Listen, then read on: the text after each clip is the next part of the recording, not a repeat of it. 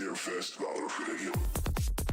opinions, viewpoints, and beliefs presented on this program do not necessarily reflect those of the management, the affiliates and broadcast partners, or the sponsors. Listener discretion is advised. Scarefest Radio, the radio you can see.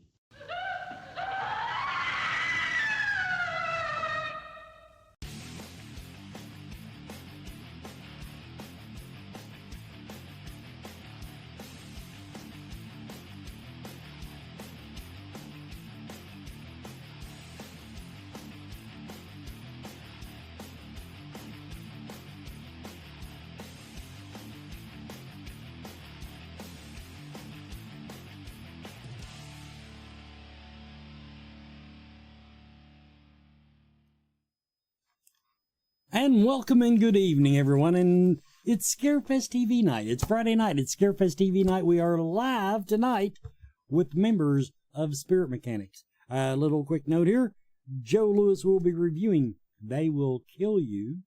And I need a haircut really bad, Anita. My hair is doing strange things tonight. But at least I still have a little bit of it. That's pretty much, that's my intro to the show. Sorry, wish I could do better. So let's go ahead and bring Spirit Mechanics on. It's been a while, gang. You can speak. Howdy. How we doing? Everybody, now back in yonder years when I did Paranormal Filler, Spirit Mechanics was on fairly regular. Really regular. I do want to, now that, I'll let them introduce how they would like to describe the team.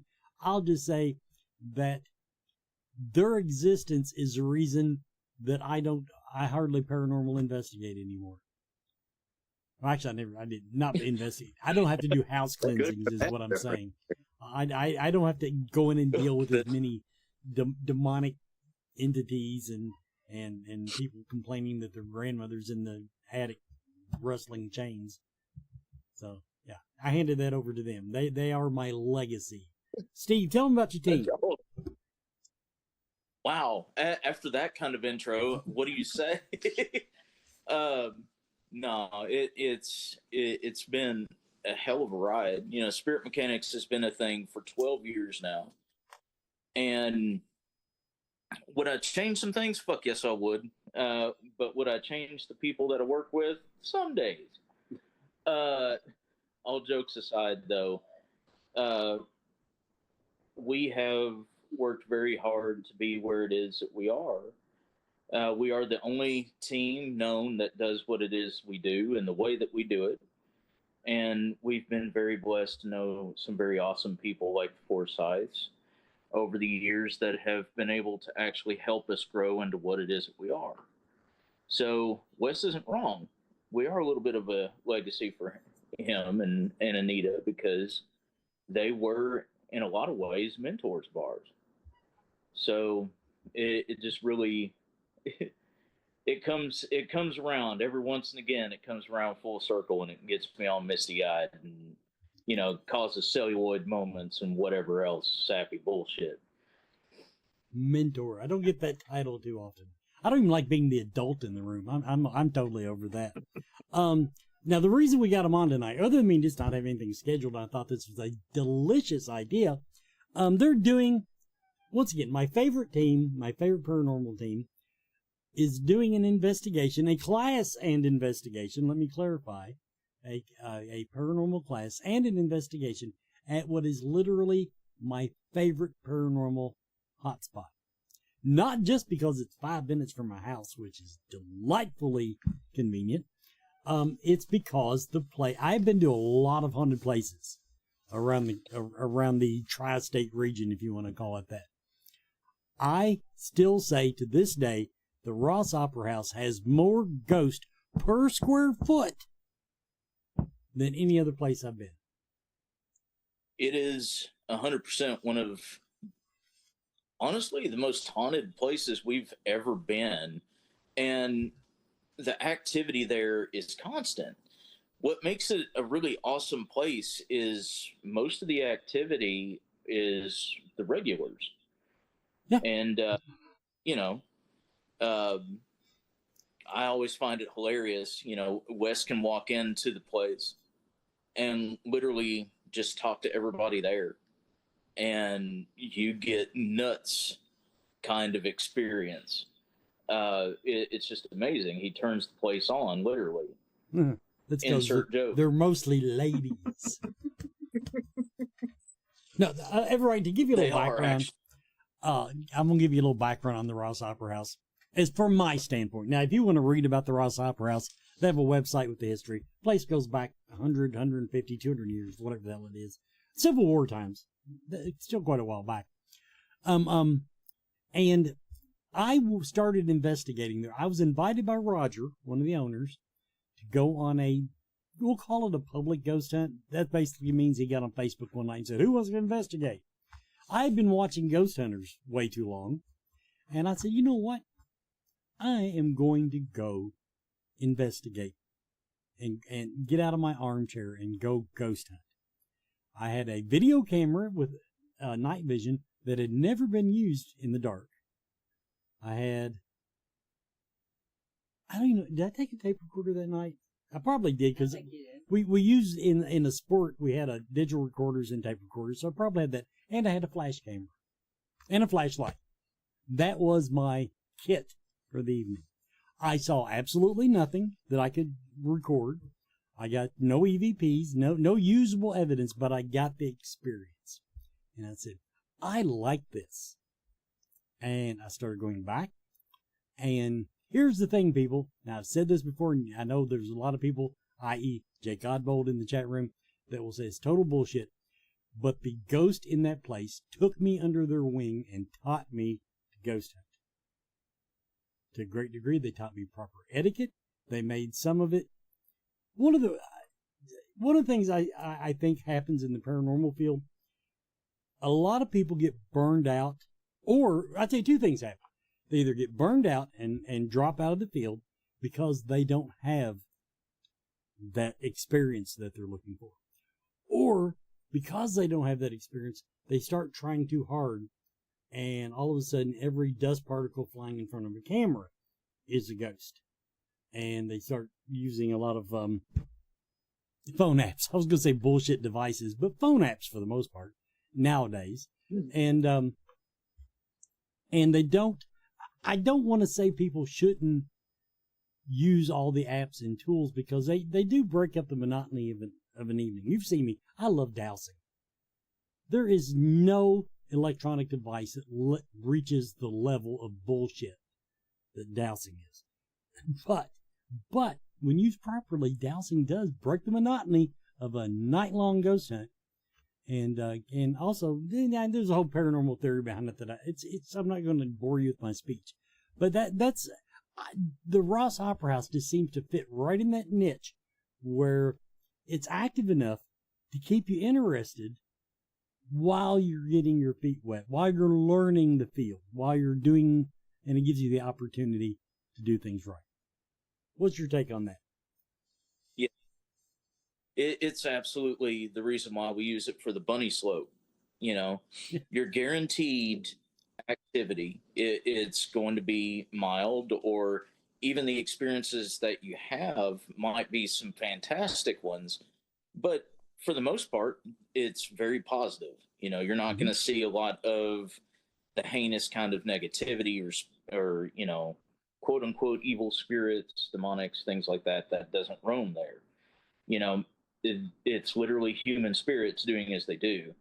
So it's a wonderful place to actually start people off when they're first wanting to get accustomed to any kind of ghost hunting, any kind of actual investigation, because to me, they're two different things. And any kind of actually wanting to open up into things like mediumship, or open up into working with your clairs, different things like that. The place is just a never-ending font, pretty much, of just awesome energy, awesome vibes, and really cool spirits. Well, one of my favorite things, it's one place that I love taking psychics. Now, I'm going to say genuine psychics, but I'll say people that just claim to be psychic. That's just as good. because we had an event there ourselves once, Live Paranormal came down and hosted it. We had a little Paracon, if you will. And I remember one of the psychics walked in and she said, "This lady just welcomed me." Pointing to the blank wall, of course. And that, I mean, everybody, this is where I lose a lot of respect from viewers. I have no cynicism left when it comes to ghosts. Skepticism, yeah. On evidence. Ghost, I believe. I believe your Walmart's more haunted than most places that we try to investigate. But I do enjoy watching people be surprised at how active the place is from psychic or paranormal investigator standpoint. It's, we've had a full gamut. There's been people that have been completely green, new to literally all of it, just looking for an experience. And then we've had people, like our friend that wound up passing away, Mr. Raymond, who literally got into it and was one of the up-and-coming paranormal investigators as far as anybody from Kentucky. Ray was starting to get a name for himself. And even people that have been doing it for 10, 20, 30 years, everybody says the same thing. The Rohs Opera House was just a spectacular time. Nobody, and everybody, anybody that knows the Spirit Mechanix team and this one right here can vouch for that.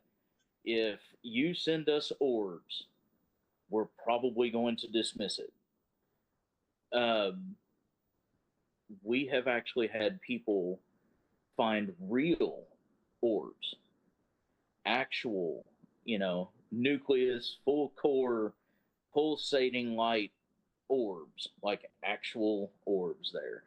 And I'm like, this is the only place that we've been that can actually prove in the pudding, show us that orbs are a valid form of evidence. Yeah, I'll just to interject there, I will say the only orb that I ever caught that I could not explain away was caught there, and that's because it broke the 10% rule. Now, people, inside baseball stuff, digital cameras, the orb phenomenon on digital cameras, and it's not just dust, it can be just damn near anything that the flash catches within probably an inch or so of your camera. But the rule is, if it's close enough to do that, to reflect that light back, it's not going to take up more than 10% of the frame. And you also find with the newer cameras that number even gets smaller, but the general rule is 10%. And I had one that I caught there that, short of me holding my thumb in front of the lens, and then my thumb would have to be transparent, that it broke that rule. So that's one that I've never been able to explain away. Now, I'm not saying it is, because to me, I don't care how good the orb is, and I've seen some really, really good ones in my life. If that's what I got to hang my reputation on, then I'm not going to do it. Not that I have a stellar reputation anyway. I mean, not to, inflate the head or anything, but you got an all right reputation. It's dwindling, though. It's dwindling because I've been out of the field so long. Now I'm all into paranormal theory and metaphysical bullshit and stuff, and talking about the last event I did. We spent most of our time talking about what happens when you die. What is a connection? Are we all one? That's one. See, I said, no, we're not all one. We're all connected, but we're not all one, because me, I just don't go along with the crowd always. But, okay, let's talk about, it's actually commercial time. When we come back, everybody, we're actually just going to go ahead and give them some time to talk about what they're going to be doing tomorrow night, and I'll quit hogging the conversation. Are you a fan of horror movies, books, comics, music, and collectibles? Room Org magazine is for you. Subscribe today to receive 6 or 12 print issues annually and join me, executive editor Andrea Subisati, on an ongoing journey through the horror genre of the past, present, and future.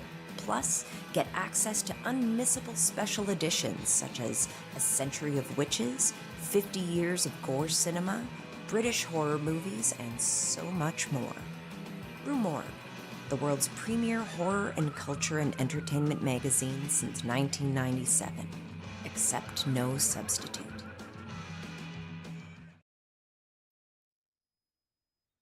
And welcome back, everybody, to Scarefest Television tonight. We are highlighting the Spirit Mechanics and their event, Cumiro Night, at the Rohs Opera House. And I'm sure tickets are still available, correct? Yes. Very few. Very few.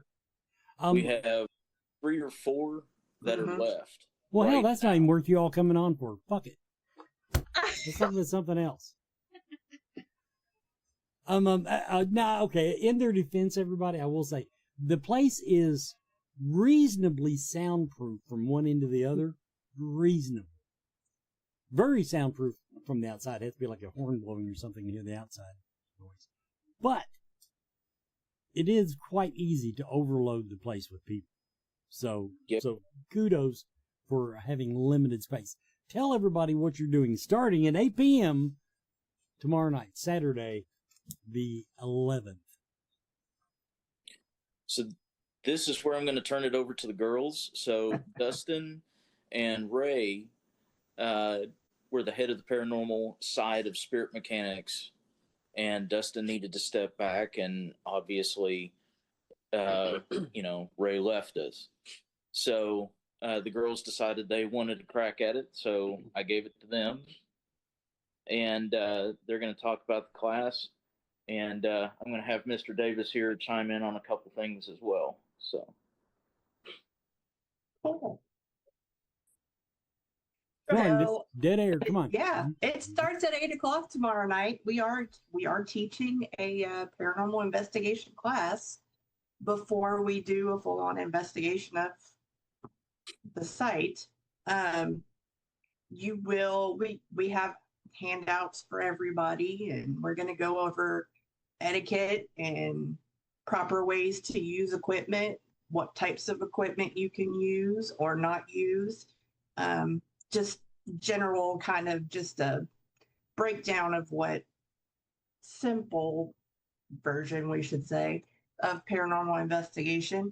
Everybody will get a certificate of completion at the end, and they will get a little bit of a goodie from Spirit Mechanics paranormal team. So that's what we're doing tomorrow night. So we have a few spots left. You can go onto spiritmechanics.com. If you go into the special events tab, there is a place to get the tickets. Also, if you're on the Facebook page, there is a flyer that has a QR code on it, and several people have been sharing it. You can also click on the QR code, and it'll take you straight to the site to order tickets. And we will have some equipment there that you can Yes. use, but if you have your own, you want to bring it, please feel free to bring it. We're excited. I was wondering, because Raymond was your gadget guy. That's what I picked up on. He had all the blinky lights and the things that took the camera system and all that. And so I was wondering, what do you all teach now that he's not there to share the technology side of it? So we're still going to be going over the technology. We're still going to be going over how things work as far as etiquette, how to properly engage, how to disengage if things start to get a little bit rough. We're going to be going over different methodologies, so people have things to try if they're green, not used to investigation, because we're wanting to give enough to give something that people can do that's outside of their norm, or outside of what it is that they can actually find on a TV show. But we're also not trying to tell them that our way is the only way of investigation. Yeah, and one of the things too that I would say sets apart the information we teach in our classes is that we also teach people how to approach it from trying to falsify things, not from trying to impersonate things, but how can we explain away this particular evidence with a natural explanation? That's one of the things to maintain that healthy skepticism anytime you go into any kind of investigation that you're doing, and being critically evaluating of your own evidence and not going, oh, I found it all, it's right here, but actually looking at it and going, how can I explain everything in this picture or this video or this EVP? How can I explain this in a mundane way first, and then also having that, running that by someone else, having them run through the same steps without information first, say, hey, what do you see? This is about, and then later you show this is what was actually at the location, and that way you have two people trying to verify what you've actually captured to show the validity of it, and keeping your healthy skepticism in place as well. God bless your I heart. think that gets lost. That was, I remember when the term paranormal immunity was all the rage. And paranormal immunity, it sounded wonderful. It sounded warm and fuzzy. But what I quickly learned was paranormal immunity meant my shit's good, your shit sucks. And I have always from the beginning tried to get people, if you catch a piece of evidence, tear it apart. Try to get yourself out, get rid of that emotional attachment to it. Try to tear it apart, because even if you believe it's paranormal, think of every possible explanation. Think of every flaw in the evidence, because if you don't do it, you won't be prepared when the next guy does. And the next guy will. Yeah, and when you post it, they will. Understand, if you post evidence, it will be scrutinized. So if you don't tear it apart, you will be very harshly shocked when somebody else does, and you go, uh-oh. And that's all of us. We capture something and going, oh, this is amazing. And then when you actually put it up against scrutiny, it just absolutely falls apart. So that's one of the things that we kind of emphasize with students is be critical of what you caught. Look for everything that you can to explain it away with natural first. So that way all that's left is something that's unexplainable. And then pass it to someone else. Have them do the same thing. Okay, tell me about etiquette. That's not something I hear a lot when we're here in paranormal classes.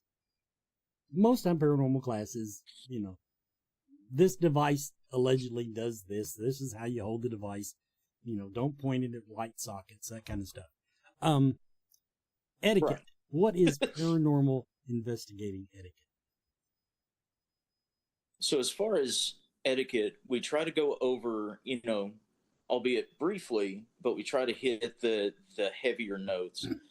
So it is investigation from a peer standpoint, so being a proper investigator on a team, similar to what Mr. Davis was talking about, being able to actually have your evidence scrutinized, being able to trust people that do so, being able to understand that other people's methods are not your own, and that's their business, and yours is yours. But also being able to go, you know what?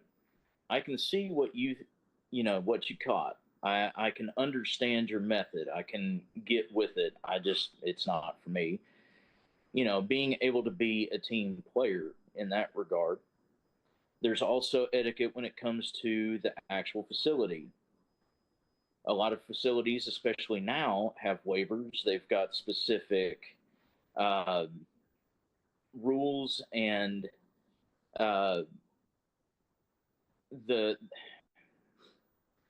there's one that kind of bugs me, but we'll get into that in a little bit. But there's specific waivers, there's rules for both inside and outside of a property, of a place of business, of any kind of haunted location in general. A lot of it's being respectful of the location, the team, methods. You're going into someone else's property that you don't own. If you don't own it, you need to treat it with better respect in your stuff, and you need to leave it better than you found it. The trash pickup, things like that you just should do as being a good human being. And then we're looking at, the whole situation of etiquette when you're dealing with human spirits specifically.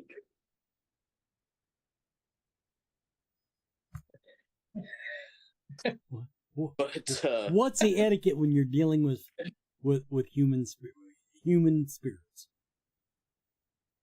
So etiquette when you're dealing with human spirits, if you're in a situation where you have people that are known to have died there in the 1800s,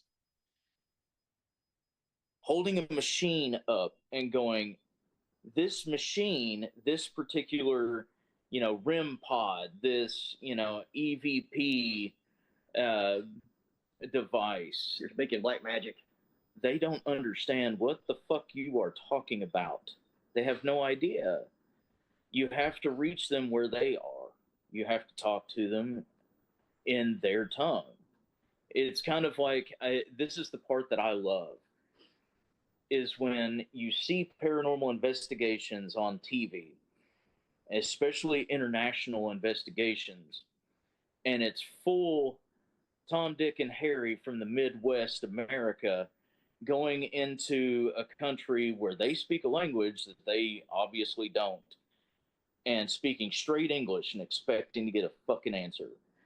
It's literally. See, I'm going to stop you there, because I believe that most of our communication, although I'm a firm believer, use your voice. Intent is everything. But I do believe that my intent, through my voice, through my language, translates through the veil, and they know what I'm saying. I don't care if they're German. Now, I will say also that now if they catch evidence in English in Germany, bullshit. But I do believe that they do understand. I also believe most of these haunted locations, now I'm not talking about somebody's house, not a home investigation, but if you go to Waverly Hills, they've seen the device. They've had the device explained to them 1,000 fucking times. They get it. They may not like it. They may not give a rat's ass, but they get it. I'd be a terrible teacher. I think the gist, if you think about I can see what you're saying about your intent being conveyed. I get that. And I think that maybe they would get the general idea, but again, explaining like neurology to someone of that time period would probably be completely foreign, even though they get the gist. It's, the brain and. Well, yeah, if you're going to explain that. Kind of I'm not talking about explaining. Well, honestly, in the paranormal field, I'm not going to let you. You're not likely to explain something that you have a tentative understanding of to someone from the 1800s. I will agree with you there. But I've never been convinced. I have never been convinced that our voices carry through the veil the way that we hear them. In other words, if I shout my name, I'm not convinced what goes on through the veil, as it were, through the whatever divides our dimension from that dimension. I'm not sure it translates the same way. Now, you can call it telepathy if you want, but I'm not even sure that's the right word. I had this I was trying to do the math on it, and I'm just not smart enough to do it. But I think that audio on our side translates its energy, what we would term energy, on that side, and vice versa. Deep, huh? Yeah, sound is mechanical energy, so I mean that's valid. Yeah, makes sense. Makes sense, but I can't prove shit. Okay, right. It's at the bottom of the hour. We're going to do our announcements. We're going to come back with more. And I bet I know when Steve said something about the part of the waivers that he doesn't like, I bet I know what it is. If it isn't the same one as me, I'll tell you that one too. Okay, let me get my script out here because Adrian does not trust me to introduce celebrities without a script anymore.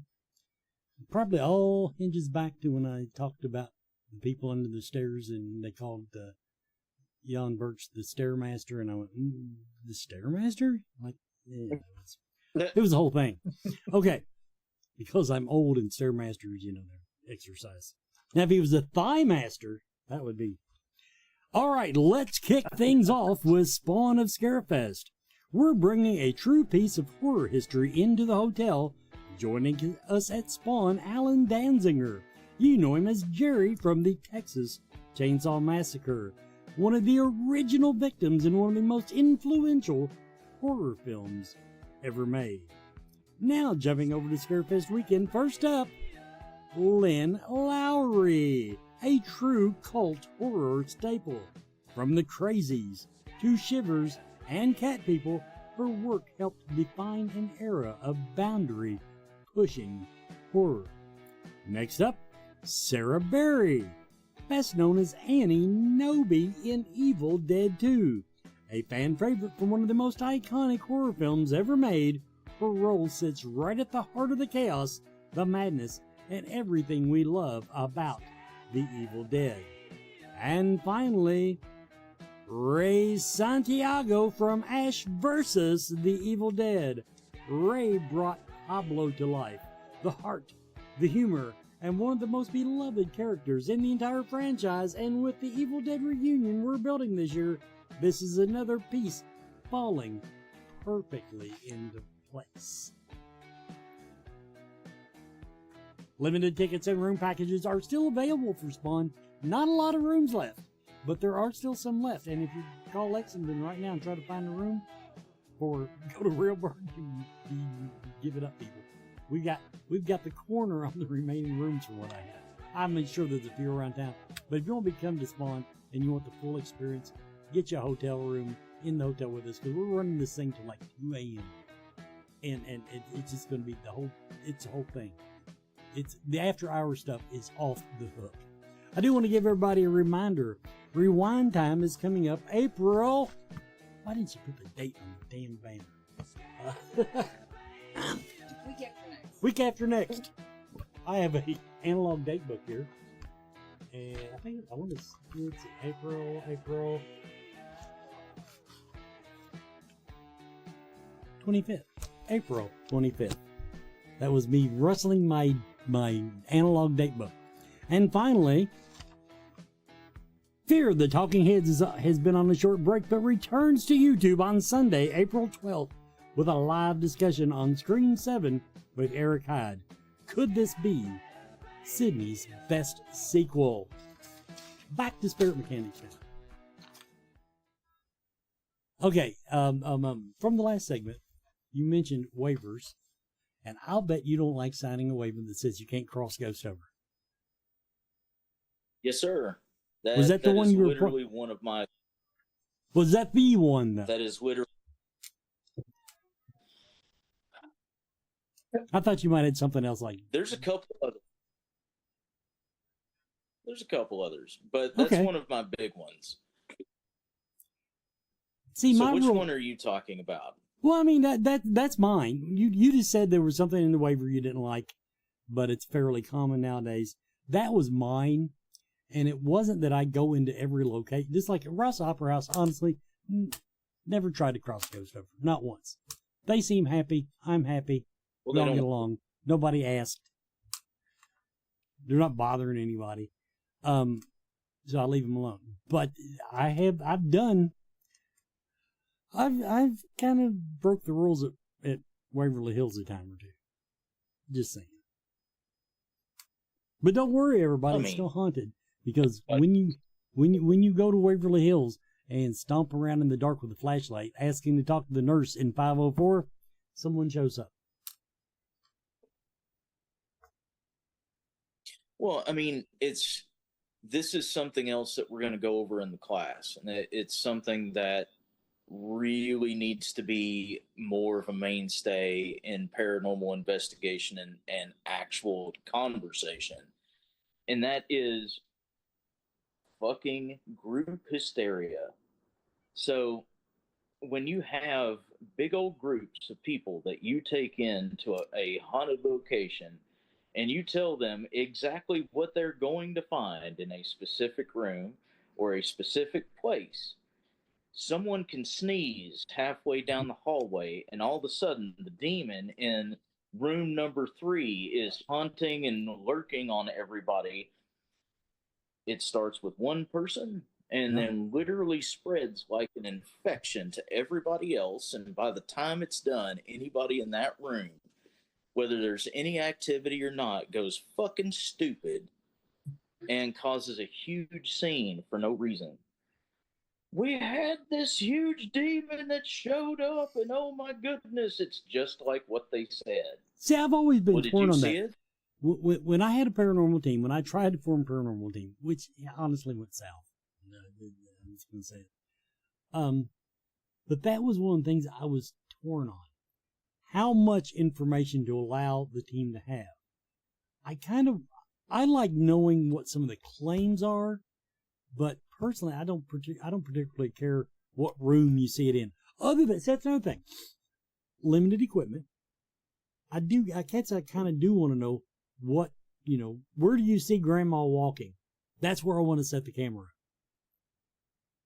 Because right, but you have at least money. Person on the team knows it, but has no background, so that way you have somebody that can verify against too. Because if you have somebody that knows no information about the site, no information about locations, that way you have somebody that doesn't have that could be influenced to say, hey, I saw this, or hey, I experienced this. And it just helps you verify if you do have an experience, you have somebody that doesn't have that bias into them. You got to have a control. Yep. I'm just saying it's difficult. That's all I'm saying. It's difficult. No, I agree with you. I 100% agree with you. It is. And that was always something I struggled with was who to give the information to. And the ones you don't want to give the information to,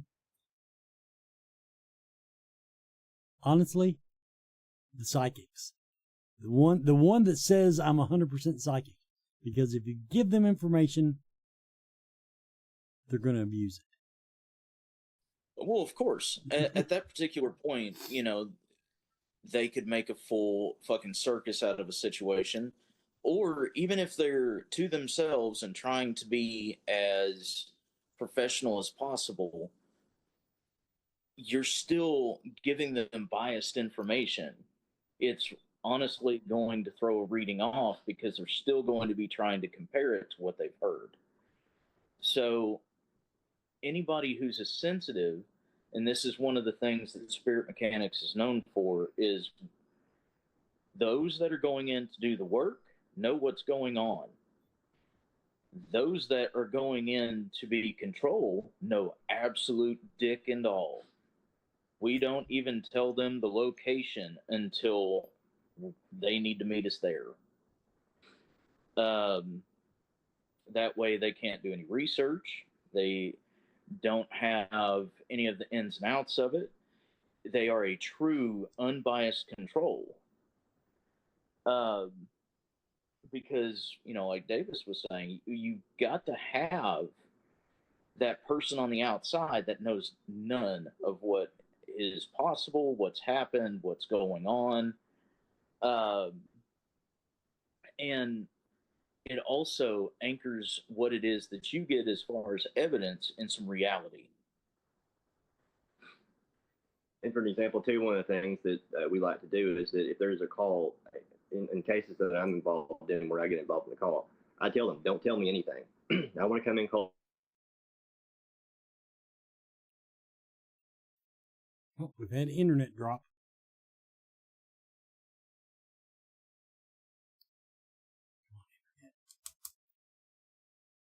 Okay, edit.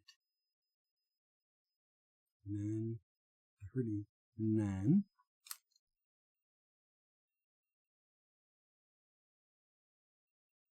It's dead. Complete disconnect. And there we go. And we'll have to rejoin. But it won't rejoin because it's still showing. God. Alright. Let me switch. Okay, there he is. There we go. Everybody's back. Okay. And end edit. Sorry about that. Is everybody still with me? No. Sort of. My internet has been shit this week, and I think I might have figured out what's going on. They're installing a fiber optic cable, and I bet they're plugging it into the same place my internet comes from. and I think somebody's kicked a wire loose. That's the only thing I can figure. I hope we're still live. Yep, there we go. It was showing connected. Let's see. What was the last thing you heard? God, it was so long ago. I've done forgot. It is still showing streaming. Okay. Okay. Let's jump to the Rohs Opera House in particular now. Whatever we were talking about, I'll edit it out. Rohs Opera House. What has been your team's, or even individually, what has been your most profound experience at the Rohs Opera House? So, mine, we actually wound up going in. It was one of the last investigations that Ray was with us, and we wound up going in with a nifty little tool called a vortex dome. It's basically, it's like any other proxmeter, only this one, it has to be directly messed with. It has to be touched. You have to be right there on top of it before it actually does anything. And there are different color lights that light up around it. We wound up getting actual intelligent responses. We were telling them, show us green, show us blue, red, orange for different answers. And we asked them, because it's an opera house. It's been doing the thing forever. It's been a number of different things throughout its time, but, it's a playhouse. It's an opera house. Do you guys like music? And, of course, like, okay, do you guys like to dance? Like, of course. So we're getting through a spirit box, we're getting the yeses. And on the vortex dome, we're getting greens, which at the time we had said were, the big okays, the big yeses, So we're getting double confirmation there. And we turned on old school swing, like lounge hits and big band, that kind of thing. And the vortex dome started slowly lighting up and going the entire time. There was somebody dancing around it. You could actually hear the footfalls on the stage. It was really cool. It was really neat. That was one of the best ones. Also, on that particular note, and you can actually find this one on our YouTube channel. One Miss Patricia Kraft. Yeah, you got to quit covering your face. You got to quit covering your face. So that one. Here she is. She my face is real red now. I bet. Oh, it should be. When did she become camera shy? Where you're going with this? Right. Well, usually when I tell this story. Usually when he tells us. So one of the big things is a different investigation. We're like, well, let's see if our dancers would use the vortex dome again and do the thing. And it was hilarious because they wanted somebody to dance with. And she offered, she was like, well, No, the fuck I did not. Yes, you did. No. You guys volunteered me. We are live. She was okay. She was voluntold. Yeah, I was volunteering. She was voluntold. It's the perks of being the head of the team. So, she was voluntold to basically front and center. It's like, well, paddle dance with you if you decide to dance. Yeah. And it was literally a whole thing of, would you like that? And we got just the green on the vortex dome. Waited till it went out, asked for a second confirmation. It was the same. And she goes, well, the only dance that I can think of to do right now is the chicken dance. It's valid art form. Let's run them off the ramp. It's fucked up. So she begins to do the chicken dance. I had them ask me again too. I had them go to the green. They started with the red, and I had them go all the way back to green. They had to verify for me twice and on the spirit box. They did. But what was really cool is while she was chicken dancing, the vortex dome was again going around. But it became a Spirit Mechanix joke. It was one of the best things from the Rohs because, she was doing the chicken dance. Da da da da da da da da da da da da da da da. Quack, quack, quack, quack. So we started quacking instead of clucking, and it got stuck in her head. So she was dancing after that point, and we walked out, and she was still quacking. Yep. So now every time we go back to the Rohs, they ask her to chicken dance just because she quacks instead of clucks. So it may happen tomorrow. It may happen tomorrow because they usually do. They think that's the funniest shit. They remember that, unfortunately. You became the vaudevillian. Yeah. They do though. They request it. They'll start getting EVPs. Actually, the last time that we were there, in a totally separate section, so the upper section of the Rohs itself, there was actually people coming through the spirit box asking me to dance. We want Patricia to dance. Pat dance. Dance Pat. Chicken dance. Chicken dance actually came through. It actually talks. I definitely like that. Everybody, we're going to do Bonehead Weekly's review of They Will Kill You. Hey, Scarefest fans, this is Joe Lewis of Bonehead Weekly. And last Saturday, I got to go to the movies by myself. Wanted to see Ready or Not 2, but they didn't have anything till 10 o'clock at night. And my kid was out on a play date to see the Mario movie. And I thought, I'll watch something that starts around the same time. And I watched They Will Kill You, or They Will Kill Me. Trailer looked awesome. Let's talk about the movie. Is if somebody had watched Tarantino, some Robert Rodriguez, and then they kind of had like a baby kind of, but it wasn't really loved. And Sam Raimi raised it, but he didn't really talk to it a lot, but he kind of talked to it. And they saw bits and pieces of all these people's movies, including Hong Kong cinema, but it really wasn't any of that. It was filtered through those three people and what they'd seen. And then they made a movie about that. And that's They Will Kill You. It's not terrible. In fact, I liked it, but it also isn't great. It's pretty good. It starts out with this young woman running from some man who's chasing after her, and what we find out is her sister. And her sister gets taken, and then we cut to several years later, a few moments later, if you're a big SpongeBob fan. And what happens is she takes a job at this hotel ran by Satanists.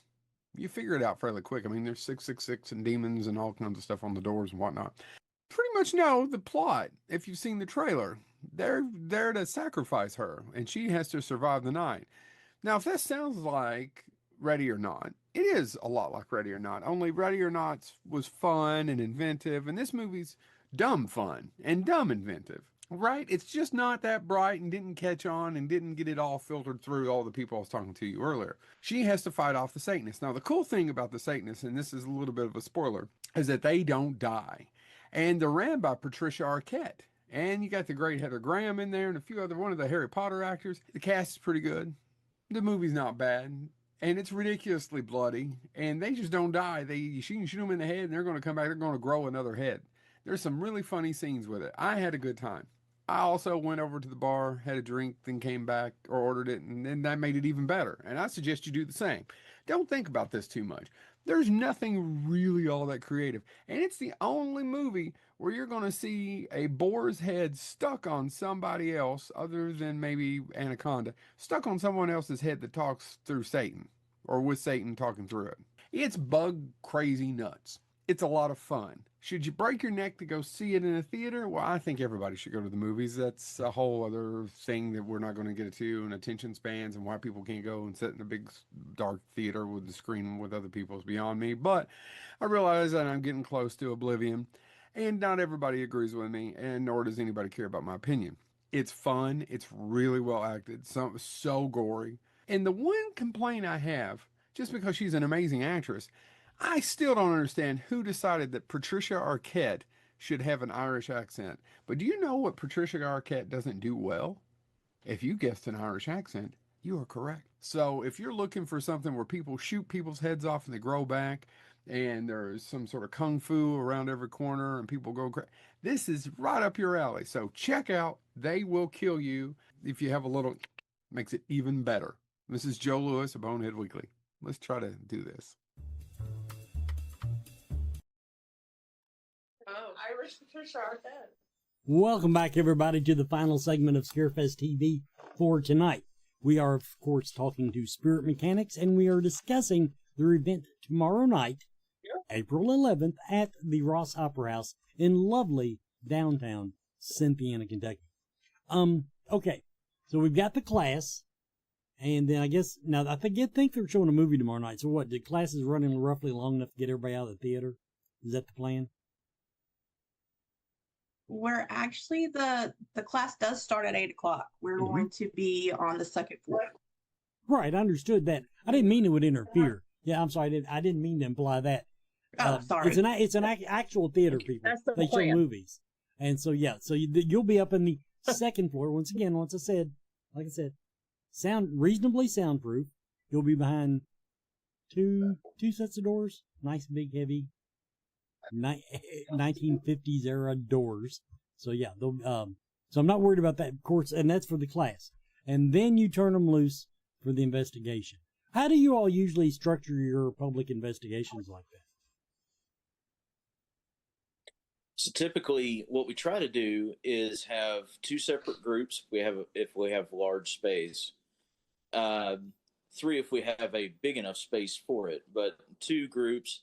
One goes to, especially now that we have access to the third floor.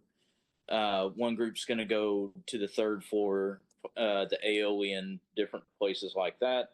The other group is going to be able to investigate downstairs and on the stage. That way, people have places to go, and they're not going to be stepping all over each other or getting in the way of things. Also, we always try to have a facilitating mechanic with each group, and at least one, if not a couple, on site just in case certain spirits get rowdy, or if somebody needs to be taken outside for air, if someone needs a run, that kind of thing. Basically, people to help out when help is needed. So there's always going to be someone there that you can go to if you're sick, if you're in need of, some kind of something from a gas station, different things like that. There's always going to be someone there to help. But yeah, the goal is to group people together in such a way that they can actually try their methods out without having to worry about getting the, well, actually people, or the, well, that's not how I do it people. You want everybody to be able to experience their own mode of investigation. So that is the goal. Also, if people would like to use the equipment, we usually, as the girls had stated, we usually try to have some equipment on hand. We do prefer that you bring your own if you have it, but we do have some that we don't mind you borrowing. Speaking of which, we also have a new tool that I'm actually really excited to see how it works. So anybody that watches Spirit Mechanics knows who this is. This is Grundle. He is my child, and I love him. I have been told that he looks just like me, and by God, he does. He's definitely got my eyes and my teeth. But maybe he stole Davis. Maybe he stole Davis's. No way. But Grundle was actually made to be a trigger object. He is designed to bring, either spirits that are closer to a childlike age, or people who might be afraid of equipment or large crowds. Regardless of when they passed or what their age is, everybody knows what a toy is. So he is going to be a little bit of a trigger object. We're going to see who all wants to talk to Grundle coming up. And it's going to be his debut investigation. So hopefully he's going to get a little bit of work in. I'm just gonna say it. I don't see that bunch being interested in Grundle. They just don't strike me as those type of girls. I think they like dancing, i.e., chicken dance, and dudes, i.e., me. 100%. The other thing too is he is actually there as an emotional support. So usually during these investigations, you get the one person that either talks big and has never had an actual experience or wasn't prepared for the experience that they had. And, you know, he's also there as pretty much a clutch toy. So something to hug, something to have that's a buffer. So he's one way or the other. We're going to see what's going on. We'll see. Now here's a funny side story for the Rohs Opera House, everybody. The only time I've heard of anybody actually being how would I put, documented as being scared were full grown ass fucking policemen who thought, no joke. who thought, oh, there's nothing would scare us. And then the little girl screamed. And when they screamed, the boys basically called Roger and said, we're leaving now. We're locking the door. Good night. And that was, yeah. So they'll have fun with you. They'll have fun with you. But my experience at the Rohs Opera House is that there is absolutely nothing in there that is negative. The worst entity that I've encountered in there is just, he's kind of grumpy, but he wants to be left alone. He wants you to be respectful, especially to the girls. I think he's kind of taking we call him a protector status, but he's not going to push you down the flight of stairs or anything.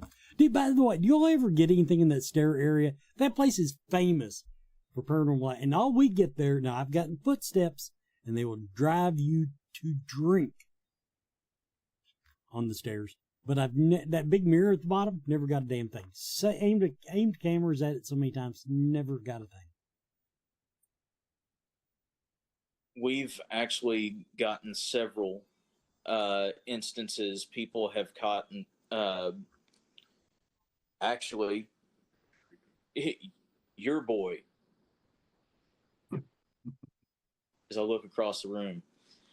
We've actually gotten a couple of pictures and videos of things following Patrick up the stairs and following him down the stairs.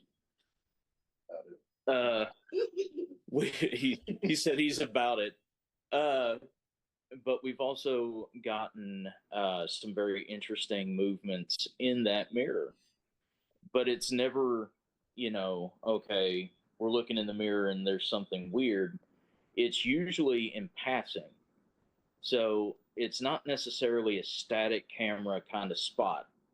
It's more of one of those places of you take a quick picture, you stop, you steady yourself, you take a good picture, or you take a video, someone's going up the stairs, whatever, that kind of thing. But as you said, the spirits there like to really mess with you at times. So if you place a camera, they're not going to walk in front of it. They're going to walk behind it. But yeah, we've got some really interesting stuff in that stairwell. I actually had a full facilitation, a mediumship facilitation in there. They've got a small seating area there now, but right in that space, there was a full facilitation through mediumship. So I mean, there's some experiences there. It is definitely hit and miss because I mean, this is over several investigations at the Rohs, but you know, the whole place comes alive, especially when you get closer to, you know, somewhere between 2 and 4 a.m. Yeah, they are is when that place they are night really- owls. That's one thing I never liked. But by the time we were getting ready to leave, that's Yeah, usually when things would actually get active. Yeah, that's I have lived through that. Everybody, this has been Scarefest TV. I want to remind everybody, go to Spirit Mechanix and spell it with the X, Mechanix.com, and they've got information on it. You can look them up on Facebook very easily. They still have a few spots left for their investigation of the Rohs Opera House tomorrow night. Widely publicized to be Kentucky's third most haunted place, and since they tore down Bobby Mackey's, we're in number 2. At least according to some radio station out of Louisville. I don't know. But that's what we got, everybody. Thanks for tuning in. Good luck with your event tomorrow night, Spirit Mechanix. Everybody, we will see you next week.